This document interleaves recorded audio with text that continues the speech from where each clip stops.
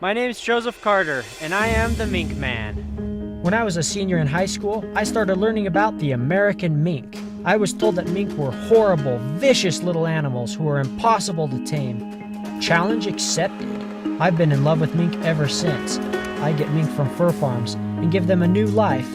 In this new life, my mink live as naturally as possible, even hunting for their dinner the way a wild mink would.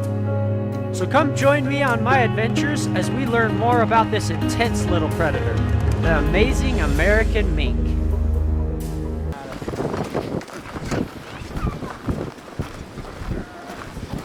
This is a quick little video from a couple months back. We were taking Sherlock out to a local canal to see if we could get him some more muskrat hunting experience.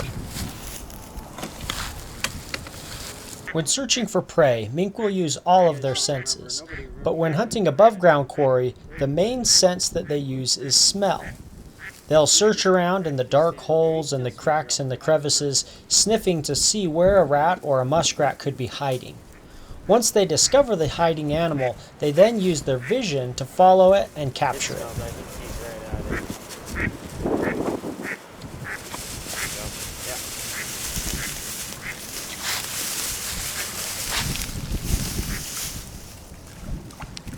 Good job, little man. Good job, little mink.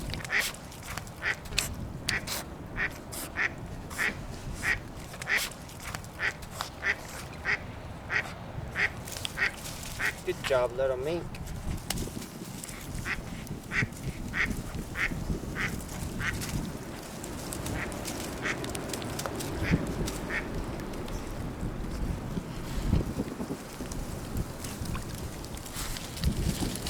Sure getting it muddy, aren't you?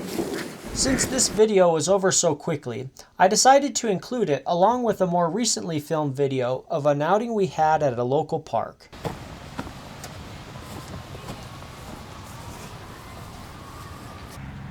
This park has paid me for the last several years to clean out the rats and the muskrats that have been infesting this park. The rats come and eat trash and food given to the birds, and the muskrats dig holes in the bank, causing a risk of flood and a lot of erosion. So pretty much what we do is we let the mink do what mink love to do, which is walk around and search for prey. This is the natural prey that mink would eat in the wild, but since there's no wild mink living in the park, we're able to bring them in and help control the rodent population completely naturally.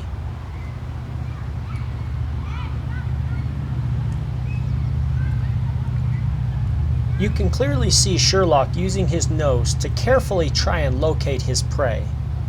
Underwater, mink must rely on sight and touch to catch their prey, but on land, they rely heavily on their sense of smell.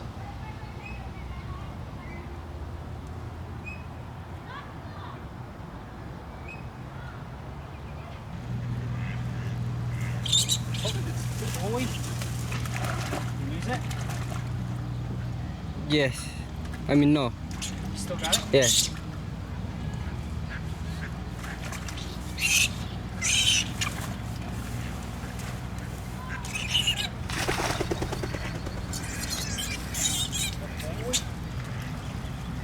Oh, that's a big one. Holy cow.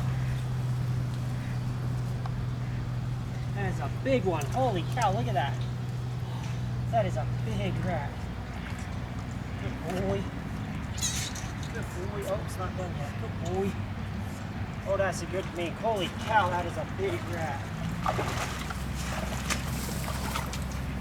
that's a good big old rat.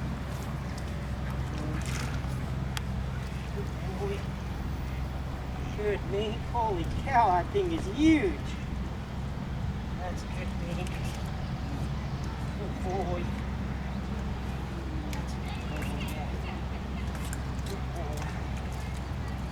Good boy. That's a good mink. Holy cow, this thing is huge. Good mink. One of the great things about Sherlock is he's incredibly bold for such a small mink. His small size helps him to fit down tight holes and makes it easier for him to be quick and nimble. But the real key to his success is the fact that he has the confidence of a big mink in a quick, wiry little body, giving him the best of both worlds. Here we see a muskrat out swimming in the water. When the mink go down in the muskrat burrows, the muskrats flee out of their burrows into the open water in an attempt to escape the mink. You'll see here that I throw some rocks where the muskrat is hiding. The reason of doing this is I want to show the mink where the muskrat is. And the mink has learned that whenever he hears a little splash, that's me showing him where the muskrat's hiding, or anything else that might be hiding in the water.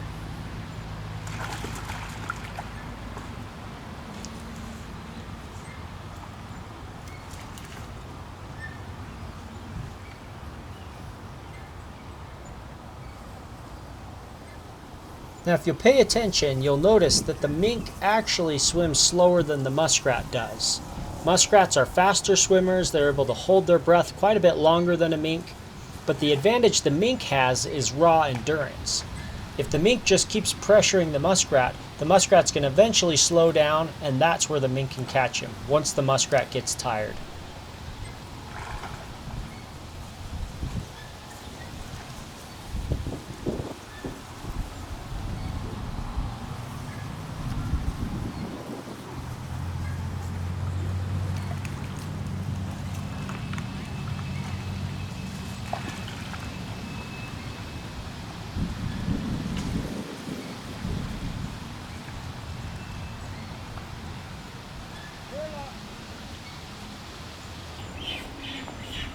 Sherlock!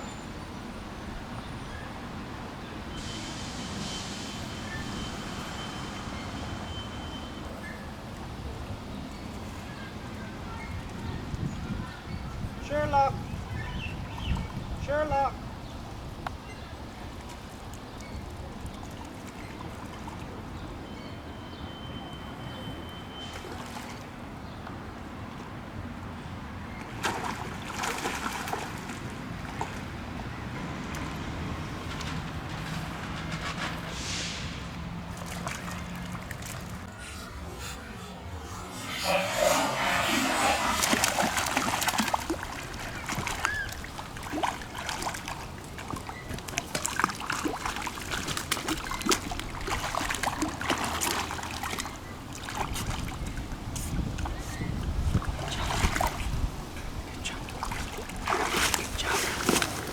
Now you may be wondering how exactly the little mink dispatches a muskrat.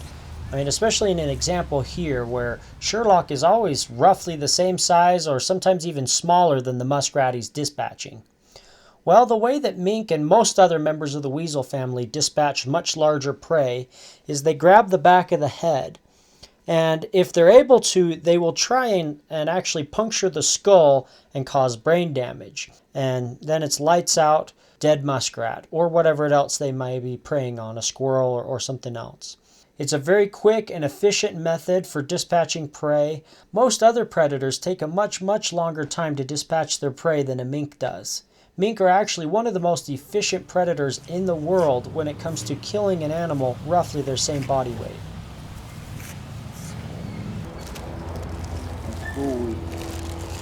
That's a good boy. Yeah. That's a good boy. Man, I love this mink. He is so cool. That was a fun little chase. And you can see how fast he is. But you also got to see how fast a muskrat is. I'm not sure what angle you guys saw, because obviously I was right by the camera, but from my angle, there's one point where you could see the muskrat just turn on the afterburners and just shoot ahead. But old Sherlock, you know, being a mink, he's got way more endurance. He's able to just work it down and then catch it. So that was pretty fun. I'm pretty excited. That was an awesome, huge rat that he caught on top of that. Let's look at that rat. And look at that. That is a big old brown rat. That is really big for a brown rat. For a muskrat, that's decent size. I mean, I've seen bigger, but I've seen a lot smaller. So I mean, it's decent size, pretty, I don't know, maybe a little above average for the muskrat. But for the brown rat, that is a big individual. And you could really see the difference in size here. You've got like one of the biggest brown rats you're gonna see, and you've got maybe a little above average muskrat. And you can see how much bigger they are, how much heavier they are. So if you look, the muskrat tail is flat up and down. So the opposite of a beaver. Beaver's tail's flat this way, muskrat tail's flat this way. And that helps them when they're swimming. You see the brown rat, their tail's just round. So yeah, this was pretty fun hunt today. Really happy with Sherlock. He did a great job as usual. Thanks for watching, guys. We'll show you more next time. Hi guys, hope you enjoyed the video. YouTube has been tightening down on their censorship. I in fact just barely got a strike for a video that I thought was totally fine. But nope, they gave me a strike, took it down, and you guys are never gonna see it. So what happens to that and many other videos that I already know are gonna get a strike, so I don't even try and put up on YouTube? Well, they go on my Mink Man's exclusive club. This club allows me to show videos that I never could show on YouTube. So if you guys feel like you're missing out seeing these little clips, well, you really are. I'll post whatever I can here on YouTube, but the rest is going to be going to my exclusive club. So just click on the link in the description below and find out what you're missing.